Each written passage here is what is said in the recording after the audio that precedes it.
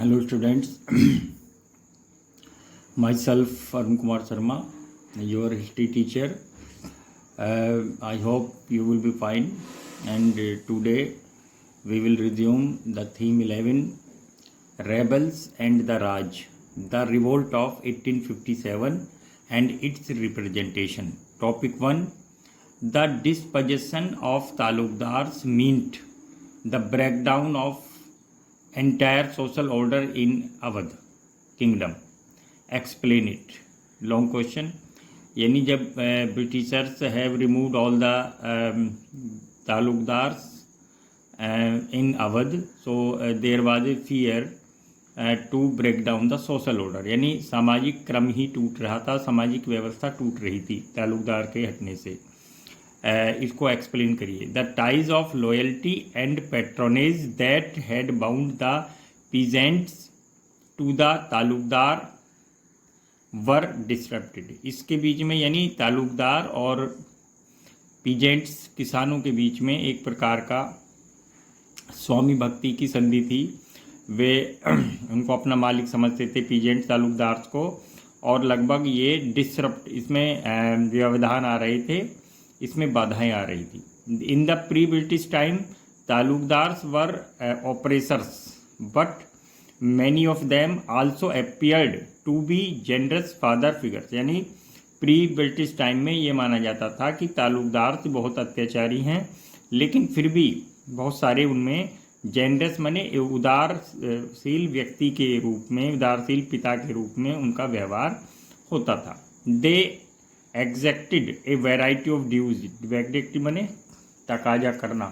वे तकाजा करते थे, वसूलते थे, मांगते थे अनेक प्रकार के जो ड्यूज थे from peasants, but were often considerate in times of need. लेकिन अगर उन्हें ज़रूरत होती थी तो वो उनकी हेल्प भी करते थे, मदद करते थे. कौन? तालुकदार, पीजेंट्स, फार्मर्स की. Now under the British the peasants were directly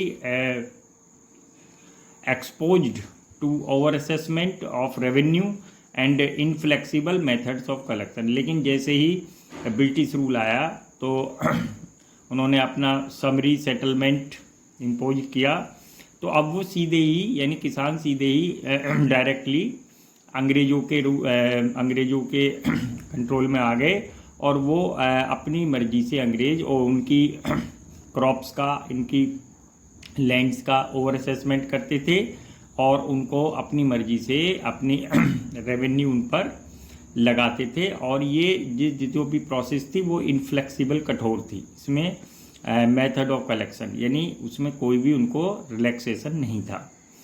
there was a no longer any guarantee that in times of hardship और crop failure the revenue demand of state would be reduced और collection postponed. अब कोई भी ये guarantee नहीं बची थी कि जब हार्डशिप यानी कोई कठिन समय आएगा, क्रॉप फेलियर होगी, या तो उनकी रेवेन्यू डिमांड जो स्टेट की वो कम हो जाएंगी, या कलेक्शन पोस्टपोन्ड ही हो जाएगा, यानी उनसे उनको वो नहीं चार्ज किया जाएगा, वसूला जाएगा. और that in times of festivities the peasant would get loan and support that taluqdars had earlier provided. और उत्सव या त्यौहार के समय या किसी मैरिज या विवाह के समय अगर उनको लोन की जरूरत पड़ती थी अर्लियर में पीजेंट्स को, तो वो तालुकदार से ले लेते थे, लेकिन अब उसकी उम्मीद भी ख़त्म हो गई. Topic 2, the relationship of sipahis with their superior white officers underwent in a significant change in the years preceding the uprising of 1857. यानी 1857 से कुछ समय पहले जो रिलेशन थे इंडियन सिपाहीज के एंड इंग्लिश ऑफिसर्स या उनके इंग्लिश सोल्जर्स के, उनमें लगातार एक महत्वपूर्ण परिवर्तन हो रहा था. वो क्या था? Explain it. In the 1820s white officers made it a point to maintain friendly relationship with the sipahis. 1820s में जो वाइट ऑफिसर थे, जो गोरे अधिकारी थे, उन्होंने इंडियन सिपाही से अपने जो रिलेशन थे वो फ्रेंडली बना लिए थे। They would take part in their leisure activities, वे उनके फालतू समय या अतिरिक्त समय में भी उनके साथ पार्टिसिपेट करते थे। दे रेस्टलिट देम, उनके साथ रेस्टलिट का मतलब कुश्ती लड़ते थे। फेंस्ड विद देम, उनके साथ ही उनकी झोंपड़ियों में रहते थे। एंड हॉकिंग विद देम, और उनके साथ शिकार भी करते थे। Many of them were fluent in Hindustani and familiar with the customs and culture of country. बहुत सारे जो अंग्रेज अफसर थे वो हिंदुस्तानी भाषा यानी हिंदी और अंग्रेजी उर्दू का जो मिक्सचर एक रूप है उसे सीख गए थे बोलनी, और भारत के जो कस्टम्स रीति रिवाज थे उनके बारे में भी वे जानते थे।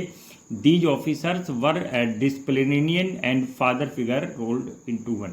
ये अफसर अनुशासन भी लागू करते थे, लेकिन साथ में ही ये फादर फिगर यानी पिता तुल्य के रूप में भी एक भूमिका निभाते थे। Topic 3, mention the reasons behind the distrust between English officers and Indian sipahis. Indian distrust between जो इंग्लिश ऑफिसर्स और इंडियन सिपाहीज के बीच में जो डिस्ट्रस्ट था उसके रीजन क्या थे, यानी अविश्वास आ गया था एक दूसरे पर, उन्होंने उनको ट्रस्ट नहीं था, इसके पीछे रीजन क्या थे। In the 1840s this began to change, लेकिन 1840 में ये चेंज होने लगा। The officers developed a sense of superiority and started treating the sipahis as their racial inferior. अब जितने भी अंग्रेज अफसर थे मोस्टली उन्होंने अपने आप को एक रेशियल सुपीरियरिटी नहीं, अपनी नस्ल की सर्वोच्चता को का भावना उनमें आ गई थी। उनका कहना था कि जो अंग्रेज लोग हैं, अंग्रेज जो एक नेशन है या उसके जो नागरिक हैं वो दुनिया में सुपीरियर है, सबसे ऊंचे हैं। एंड उन्होंने इंडियन सिपाही को रेशियल यानी नस्ल के आधार पर इन्फीरियर घोषित करना शुरू कर दिया, यानी the difference of black and white. Abuse and physical violence became common, and thus the distance between सिपाहीज and officers grew. अब उनको कई बार एब्यूज़ भी होता था, कई वायलेंस करते थे, उनके साथ मारपीट करते थे, गाली देते थे, और इस प्रकार उनके बीच में एक डिफरेंस आना शुरू हो गया। ट्रस्ट वाज रिप्लेस्ड बाय सस्पेक्शन, अब ट्रस्ट की जगह सस्पेक्शन, संदेह आ गया। The episode of the greased cartridge was a classical example of this. और ये जो ग्रीज कार्ट्रिज थी यानी चर्बी लगी हुई जो कारतूस थे उनके वो सबसे अच्छा इसका एग्जाम्पल है। The change that the families of sipahis saw around them and the threats they perceived were quickly transmitted to the sipahi lines. अब जो चेंज आ रहा था, जो सिपाहीज की फैमिली भी इस चीज़ को देख रही थी और उन्हें लगभग थ्रेट्स यानी एक चुनौती, एक धमकी के रूप में वो ले रही थी, परसीव्ड माने ग्रहण कर रही थी।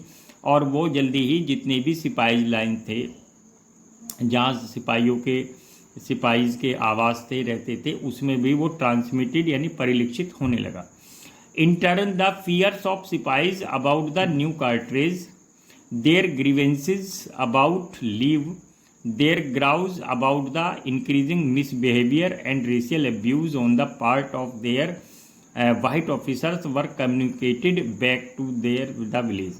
अब जो सिपाही थे वो एक कार्ट्रिज का मामला चल ही रहा था, उनकी जो ग्रीवेंसेस माने शिकायतें थी अबाउट लीव, उनको घर जाने के लिए लीव यानी अवकाश या छुट्टियां भी नहीं मिलती थी।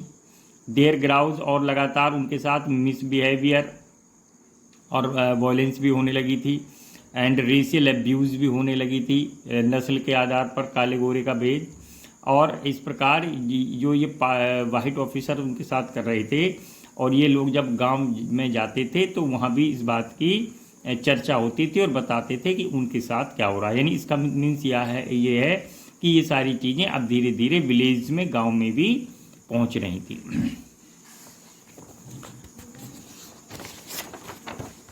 This link between the sipahis and rural world had important implication. और अगर ये देखा है जो लिंक था, जो रूरल वर्ल्ड, एक ग्रामीण जो संसार था जिन विलेज से वे आते थे, और सिपाहीज का, ये एक महत्वपूर्ण इसके इम्प्लीकेशंस यानी मीनिंग निकाले जा सकते हैं। In the course of the uprising when the sipahis defied their superior officers and took up arms, they were joined very swiftly by their brethren in the village. और जब अपराइजिंग शुरू हो गई, क्रांति शुरू हो गई, विद्रोह बगावत शुरू हो गई, व्हेन द सिपाही डिफाइड देयर सुपीरियर ऑफिसर, उन्होंने अपने से बड़े अफसर्स को की आज्ञा मानने से इनकार किया, and took up arms there joined very swiftly, और हथियार लेकर उनका मुकाबला शुरू किया। तो ये बातें very swiftly by there brother, जो गाँवों के जो उनके जो भाई लोग थे, यानी उनके परिवार के भाईचारा जो था और उसके अंतर्गत जो बॉन्डेज थी, उसमें वे लोग भी शामिल हो गए। Everywhere peasants poured into towns and joined the soldiers and ordinary people of the towns. इस प्रकार ये लोग जहाँ भी जाते थे, किसी शहर में, नगर में भी जाते थे, वहाँ के सोल्जर्स भी इनसे ज्वाइन होते थे, ऑर्डिनरी पीपल भी उनसे ज्वाइन हो जाते थे in the collective act of rebellion. अब ये रेबेलियन सिर्फ अब सिर्फ म्यूटनी नहीं रहा, यानी ये सिर्फ सिपाहीज म्यूटनी नहीं रहा, बल्कि ये अब कलेक्टिव एफर्ट्स हो गया नॉर्थ इंडियन पीपल्स का। Topic 4, why did Awadh known as the nursery of British Bengal army. जो अवध जो था, जो रीजन था, वो ब्रिटिश बंगाल आर्मी की नर्सरी के रूप में क्यों जाना जाता था। It is also important to remember that lines existed between sipahis and the rural world of northern area, यानी जो क्लोज लिंक्स थे बिटवीन सिपाहीज के बीच में और रूरल वर्ल्ड के बीच में नॉर्थ एरिया, यानी नॉर्थ एरिया में मोस्टली जितने भी जो सिपाही थे, इंडियन सोल्जर थे, वो सब रूरल वर्ल्ड यानी ग्रामीण क्षेत्रों से आते थे। The large majority of sipahis of Bengal army were recruited from the village of Awadh and eastern Uttar Pradesh. और जितने भी आर्मी में जो सोल्जर होते थे, सिपाही होते थे, उनकी जो भर्ती होती थी वो अवध या कि ईस्टर्न उत्तर प्रदेश के गांवों से, विलेज से होती थी। Many of them were Brahmans, और इनमें से अधिकांश बहुत सारे ब्राह्मण होते थे, और फ्रॉम अपर कास्ट्स या कि उच्च जातियों से। Awadh was in fact called the nursery of British Bengal army. इसलिए माना जाता था कि जो ब्रिटिश लोगों ने बंगाल आर्मी बनाई है, उसकी नर्सरी यानी उसकी जो शुरुआत होती है वो अवध रीजन से होती है। Topic 5, mention a note on the vision of unity. Vision of unity यानी एकता का दृष्टिकोण, इस पर नोट लिखिए। The rebel proclamations in 1857 repeatedly appealed to the sections of population irrespective of their caste and creed। यानी जो रेबल प्रोक्लेमेशंस थी, जो विद्रोह की घोषणाएं थी 1857 में, वो लगातार रिपीटेडली अपील्ड, उसमें इस बात की अपील की गई थी all section of the population, यानी समाज के या जनसंख्या के सभी वर्गों से, इरेस्पेक्टिव बिना उनकी कास्ट या क्रीड, वंश या जाति की को ध्यान में रखे बिना लगातार प्रोक्लेमेशंस हो रही थी। Many of the proclamations were issued by Muslim princes और in their names, but even these to care the address the sentiments of Hindus. बहुत सारी जो प्रोक्लेमेशन थी वो मुस्लिम राजाओं के द्वारा हो रही थी या उनके नाम पर हो रही थी, लेकिन इनमें जो भी डिक्लेरेशन होती थी उसमें हिंदूज़ के सेंटिमेंट्स को, भावनाओं को ध्यान में रखा जाता था। The rebellion was seen as a war in which both Hindu and Muslims and equally loss और gain.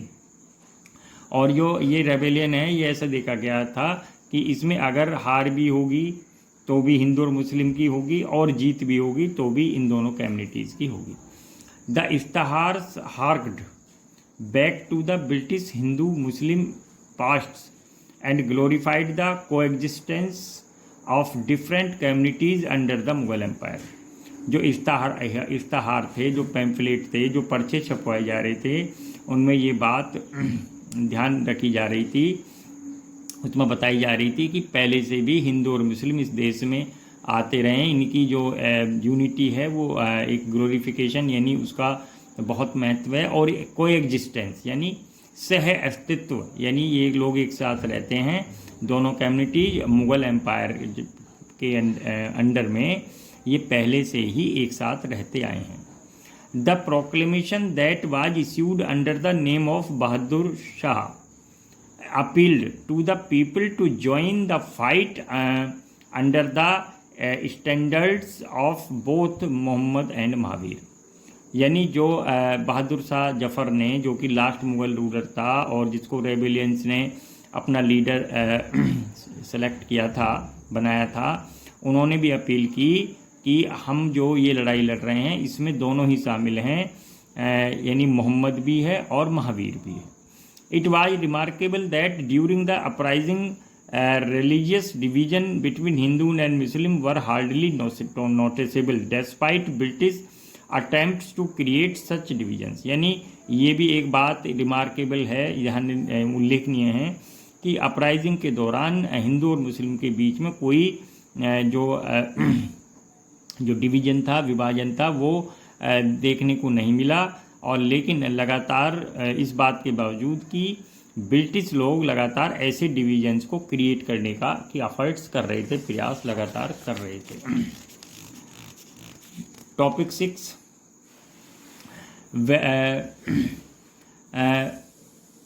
rebels wanted during the what rebels wanted during the rebellion of 1857। यानी आखिर जो रेबल्स थे, विद्रोही लोग थे, इतनी बड़ी संख्या में फाइट लड़ रहे थे अंग्रेज़ों के खिलाफ, आखिर वे चाहते क्या थे?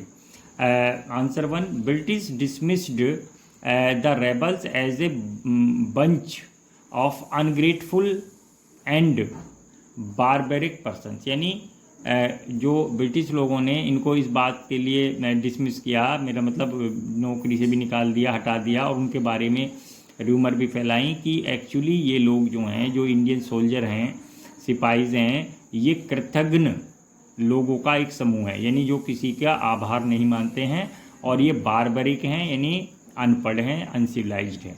The repression of rebels also meant silencing of their voice. और जो रिप्रेशन, जो दमन कर रहे थे, ये कुचल रहे थे रेबल्स को, इसका मतलब था कि वे इनकी वॉइस को साइलेंस मीन्स उसको चुप कराना चाहते थे, दबाना चाहते थे।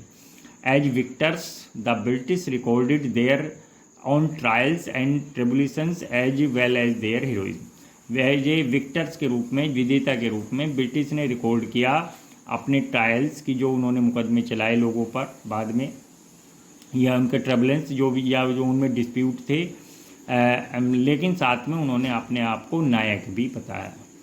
Few rebels had the opportunity of recording their versions of event. कुछ ऐसे रेबल थे जिन्होंने इवेंट्स की जो वर्जन थी, घटनाओं को अपने हिसाब से रिकॉर्ड किया, लिखा, बताया। Moreover most of them were sipahis and ordinary people who were not literate. लेकिन एक भी बात है कि ज़्यादातर जो ये लोग थे, ये लिटरेट नहीं थे, पढ़े लिखे नहीं थे। Thus other than a few proclamations and ishtahars में नोटिफिकेशन के बाद भी, प्रोक्लेमेशन मैंने घोषणाओं के बाद भी, issued by rebel leaders to propagate their ideas. Rebel leaders ने भी अपने आइडियाज़ को प्रोपोगेट मीन्स प्रचारित किया था। And persuaded people to join the revolt.